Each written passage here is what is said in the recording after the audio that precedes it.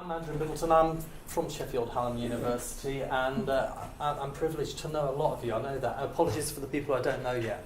I feel as though I've learned so much about learning in the last few years just by knowing people in this physical room and in other physical spaces and online, and it doesn't seem to matter where I've come to know people. That there's something about social media for learning in particular, because it's my interest and it's your interest and it's how we've come to know each other perhaps.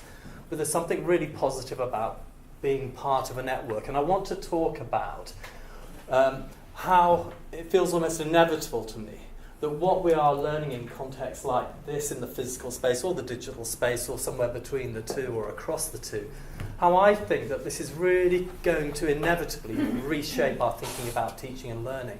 You know, I've also been surrounded by people in other situations where they think it's a nice little side interest. And, you know, do you ever wonder when are people going to start taking this seriously? I hope that we'll sort of confirm that actually what we're doing and our interest here is actually really important. So this is our focus. It's looking at the social space. And actually one of my interests is learning space. It's what I'm really interested in, and social media fits in with that. So we're going to use the lens of learning space to examine social media for learning. But then we're also going to use social media for learning to help us think about learning space. Because that's where we start, as we were doing in that discussion before, start to understand the importance and the richness and the value of being together. And as I say, it's an indicator of emerging learning behaviour, perhaps, but certainly, hopefully, this is beginning to inform learning design. We're having more faith in what we know and what we bring into the room. It's learning in that social constructivist sense, very much so.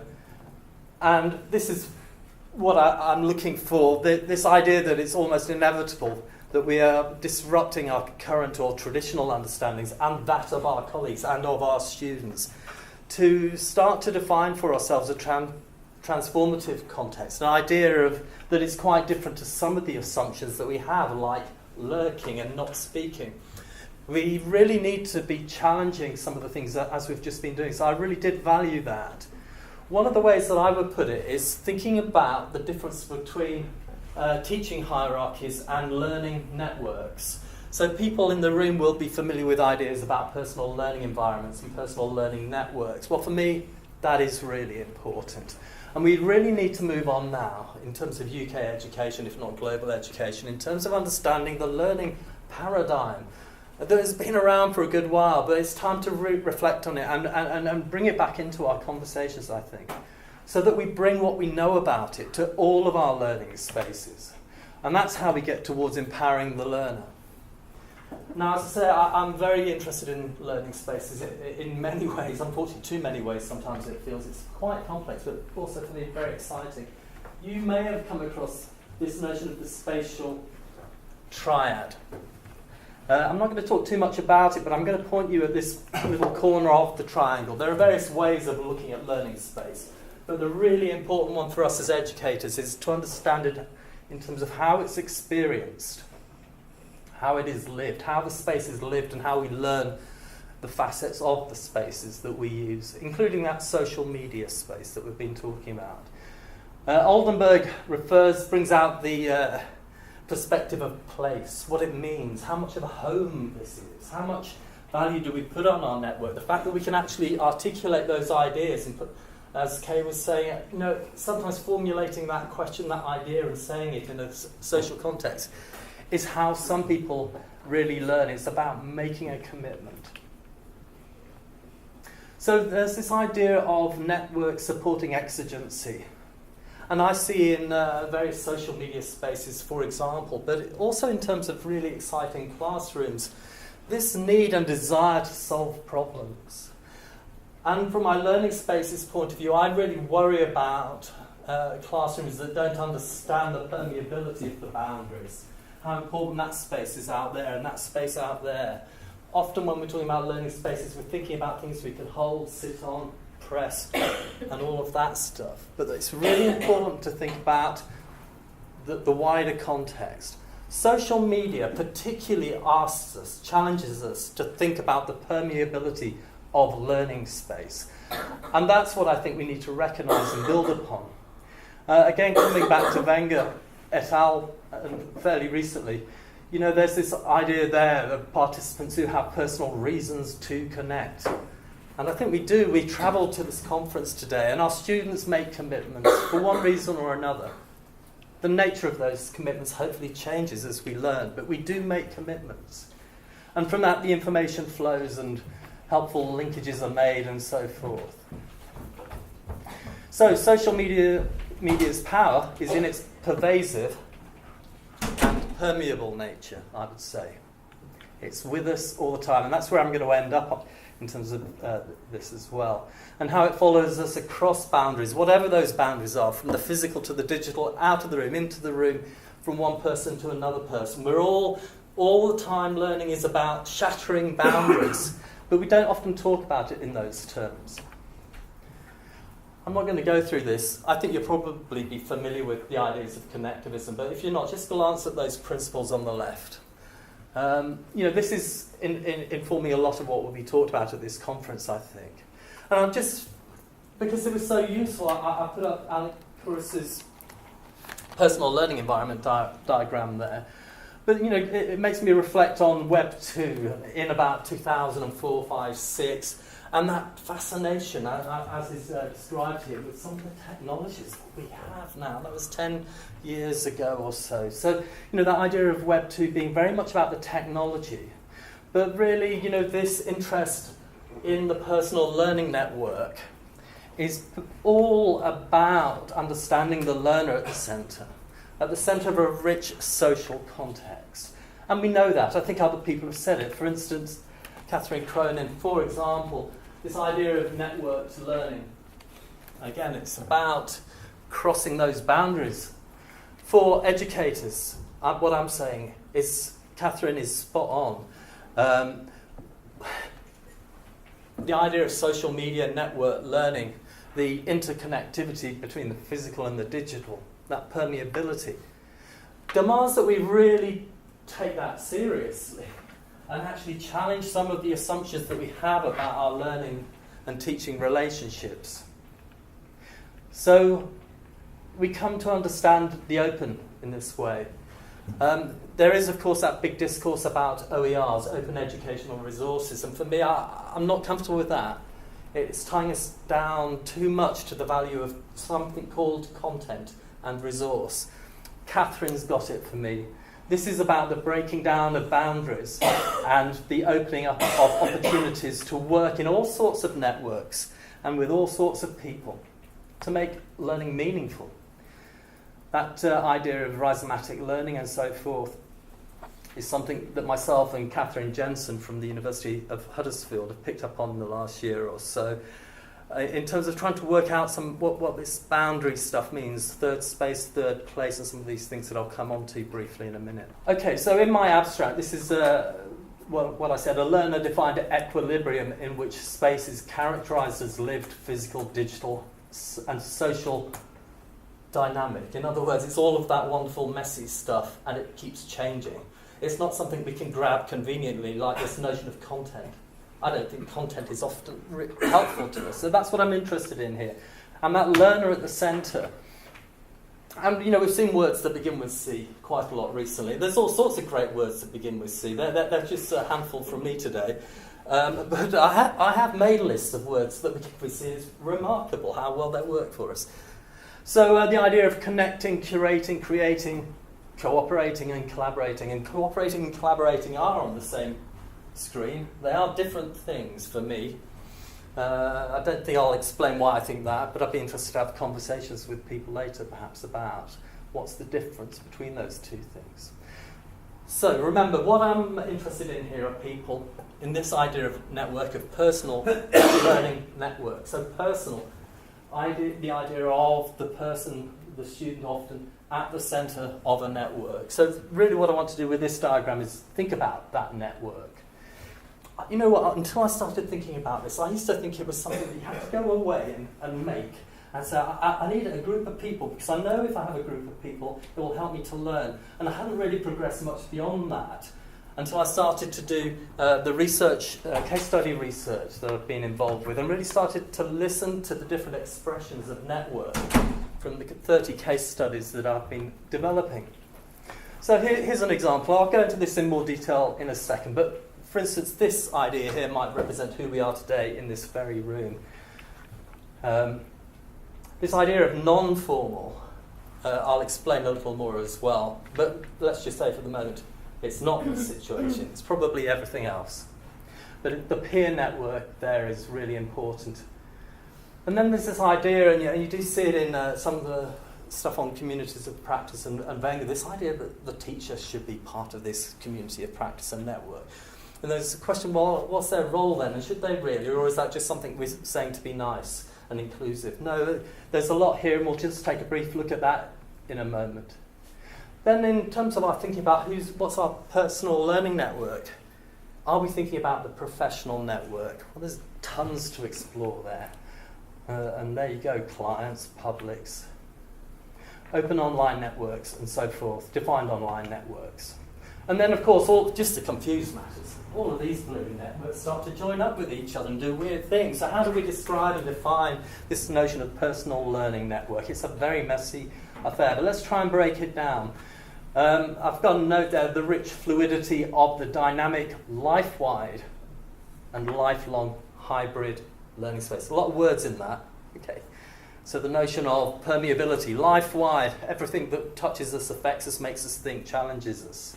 Lifelong, how we think about applying that and bringing that knowledge into play through life.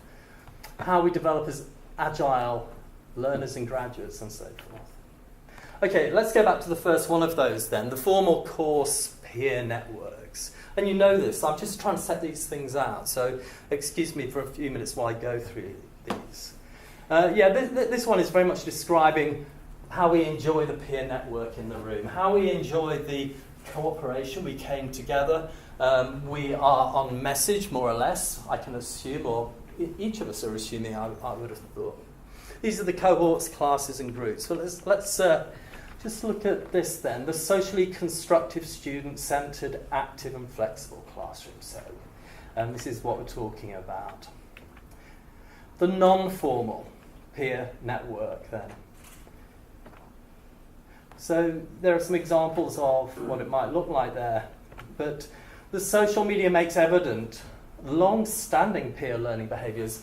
Social media does introduce new dimensions to teaching and learning in the learning space, but my goodness, we're people, and we've been people who have wanted to learn together for many, many years, well before the technology hit us on the head and made us think. But this notion of the non-formal space that Eero was talking about in 2000 is really important and relevant to social media, just as it is to other spaces that we use. The teachers one then. Let's come on to that teachers in terms of their role as a community of practice and so forth. They are network members amongst themselves, so they share identities, they share roles, they share the experience of being the teacher, however they deploy that. And they're people. Sorry, I'm saying so many obvious things, but this is what excites me really. A lot of this, by connecting some of these things for me, is really opening up a lot of thinking and challenging some assumptions. So our teachers, the role there is the art of knowing how to foster connection.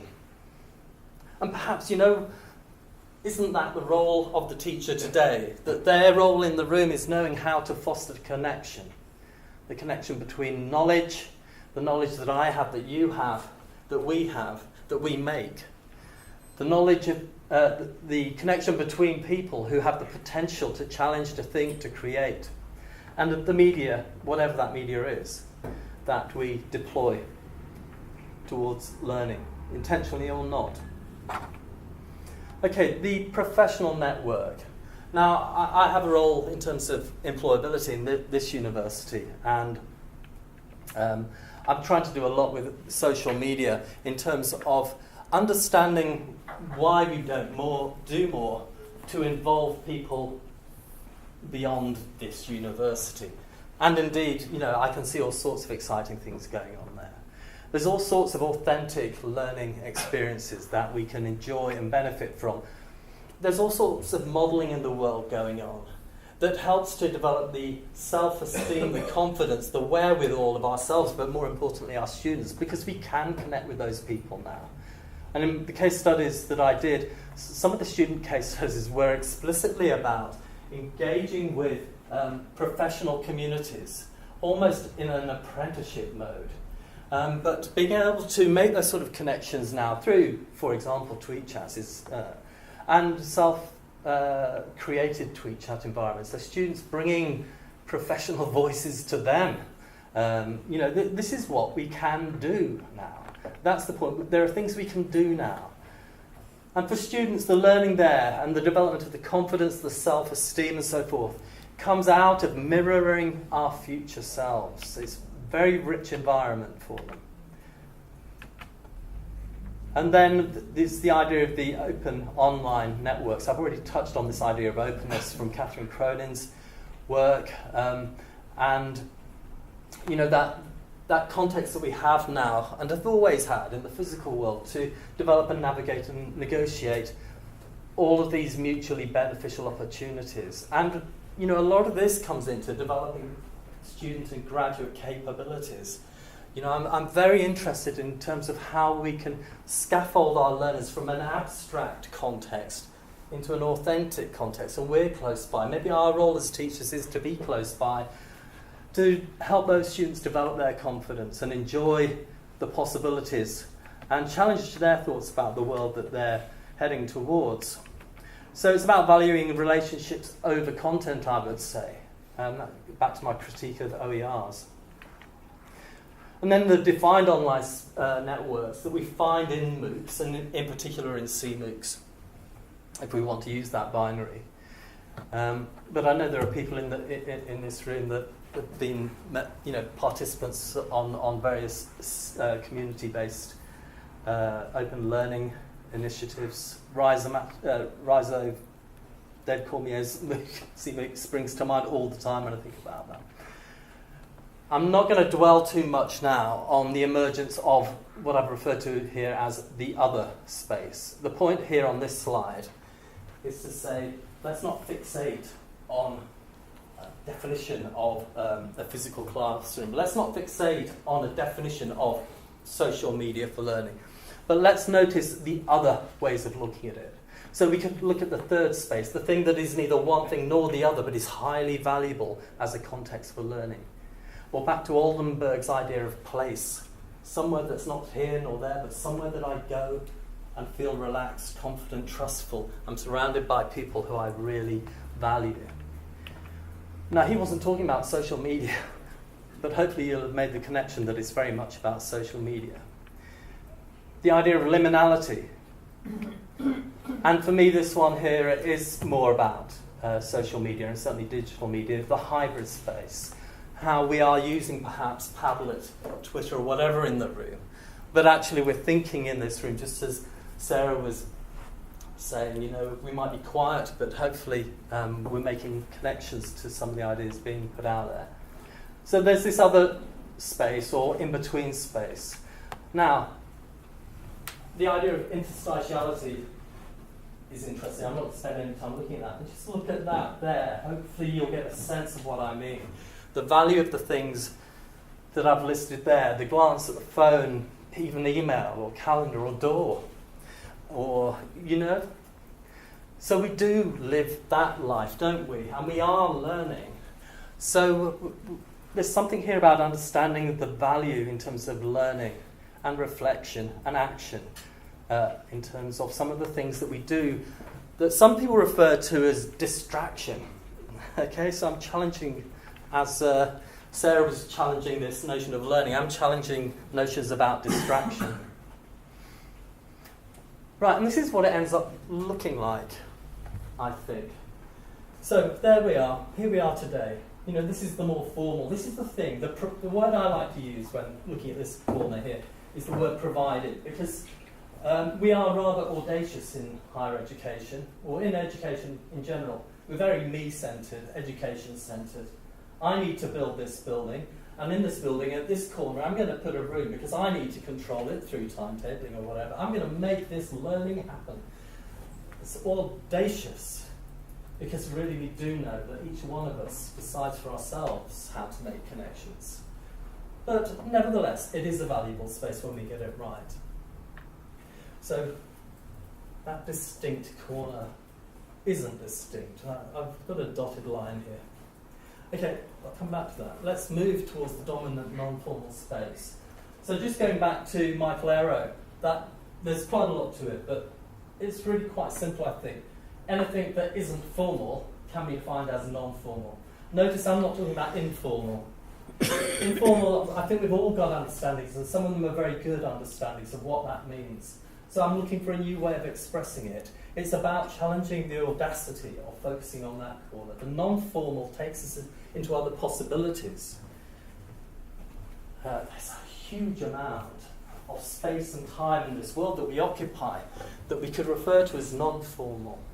Yet, how valid is it? As educators, do we make this valid and that not valid? No, of course, this is probably where the learning happens, the study, the independent study, the casual conversation in the physical world. But I've brought in this other layer here, and this is really the point. I'd like you to go to Padlet and reflect on this if you tuned in. Because I'm sorry, this isn't necessarily new, but I'm just trying to point it out. That the social media is pervasive, and we have permeable access to it wherever we are. We're always interfacing. Is anyone on Twitter at the moment? Mm-hmm. Oh, right. Okay, so there's the evidence. We are, aren't we? We're on. We're tuned in, and that's absolutely fine. We're not distracted. You answered my question, that you are on Twitter.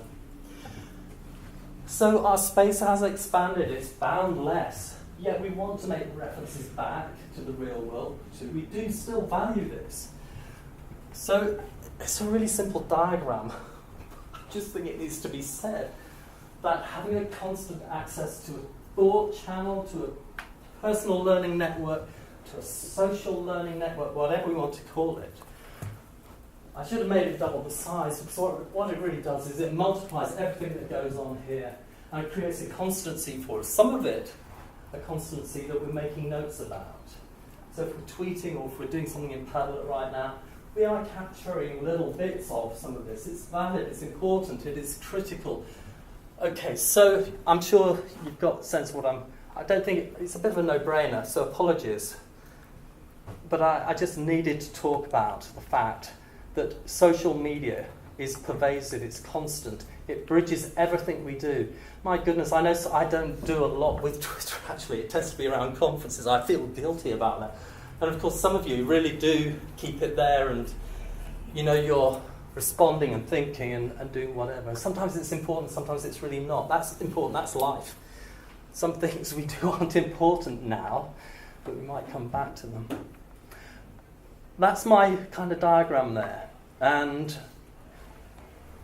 that yellow line band kind of moderates everything that's underneath it as well.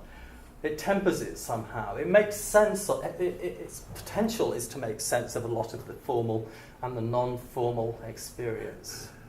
It almost, for me, starts to be a metaphor for reflective thinking. Depends how we choose to use it to record ideas.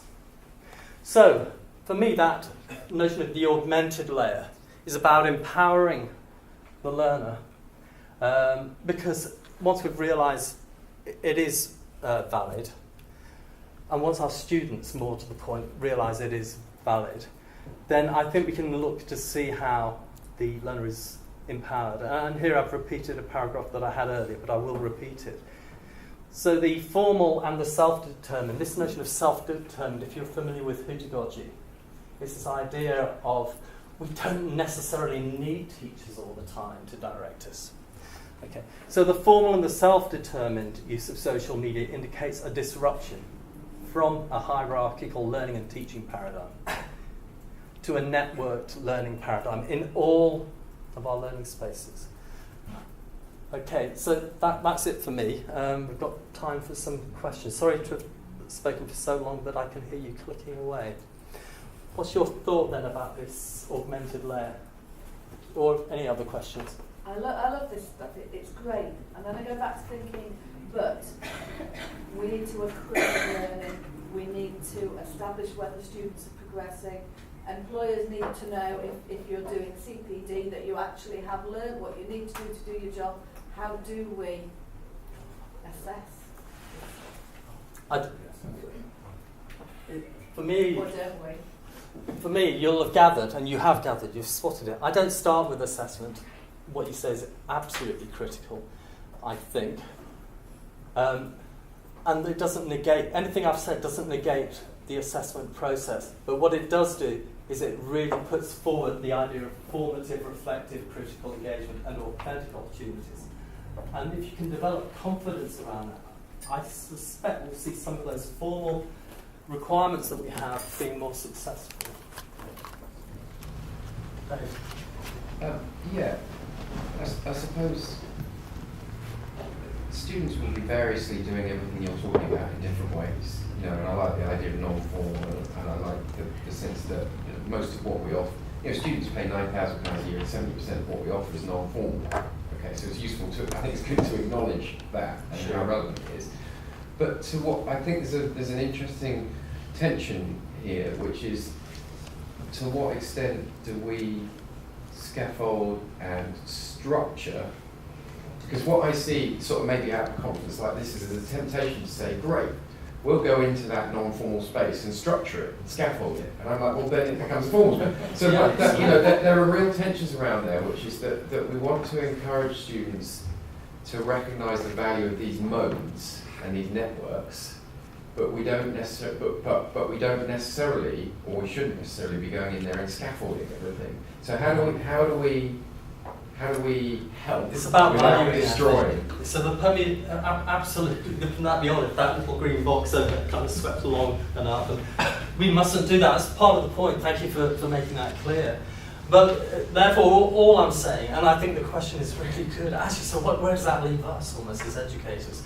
All I'm saying is that if you're surrounded by people who don't get it, then I think we need to really focus in on this notion of the learning paradigm. That, goodness, I forgot who it was, TNT, learning paradigm.